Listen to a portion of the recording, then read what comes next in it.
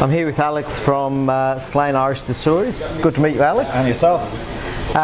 So tell me a little bit about Slane Irish whiskies. Sure. So Slane is a little village in Ireland where I'm lucky enough to come from, and my family have actually been on the property in Slane since 1703, and we're better known for doing rock and roll. That's our main thing. Dad started doing gigs, outdoor gigs, in front of Slane Castle, which is the family home, in '81. And we. So you live in the castle? I grew up in the castle. Yeah. That's not a bad childhood. Yeah. It's pretty cold actually in Ireland. But and castles aren't known to be particularly warm places. No, but actually, funny enough, the waste heat from the distillery is now going to be heating the castle. Okay. Yeah, so with no cooling tower.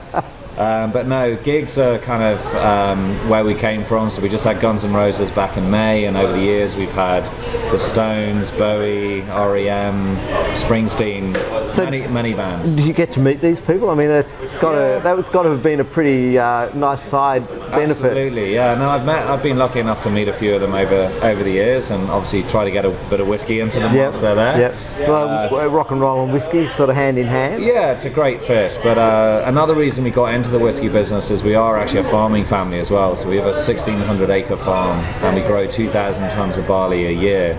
And back in the 1800s, there were lots of distilleries in our part of Ireland for that reason. Good land for growing barley and a great source of water from the River Boyne. And that's exactly what we're doing at Slane now. So the distillery's been under construction for 2 years now. We'll start production in October 2017, but obviously we've got this baby here. Yeah. And so that's a triple cask. So, it is. Yeah. So what we did is, to get us started, we bought whiskey about 3 years ago from other Irish distilleries. It was malt whiskey and it was grain whiskey, all in American whiskey casks, which is how a lot of Irish whiskey has matured. The challenge then was, how could we make it our own, improve quality, build complexity? The only way to do that was to do some more maturation, hence the triple cask. Yeah. 3 different barrels done at the same time. So you took some of the whiskey, put it in one cask, some in another cask, some in another cask. Exactly. And then when that's finished, you mix them all back together. Completely, yeah. So what were the 3 casks you used? The 3 barrels are a virgin American oak cask from Kentucky in the US. Using virgin oak is unusual in Ireland, but what was unique is that this was done specifically for this product, really heavily toasted. And if you toast wood rather than char it, it's kind of more gentle, releases lots of lovely vanilla notes. So big vanilla hit on the nose with this whiskey.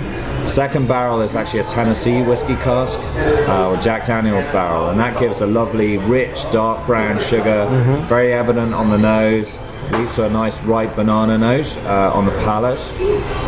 So each of those are done for about 20 months. And then the last one is not an American barrel, it's going back to older traditions using European oak. So it's an Oloroso sherry cask from Jerez in Spain.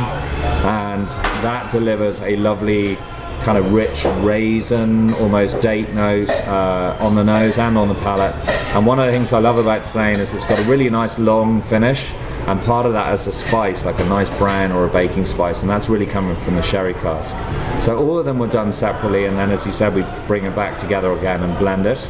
And when our own whiskey production starts on site in October, we will put it through the same maturation program, and that's how we're going to get the continuity.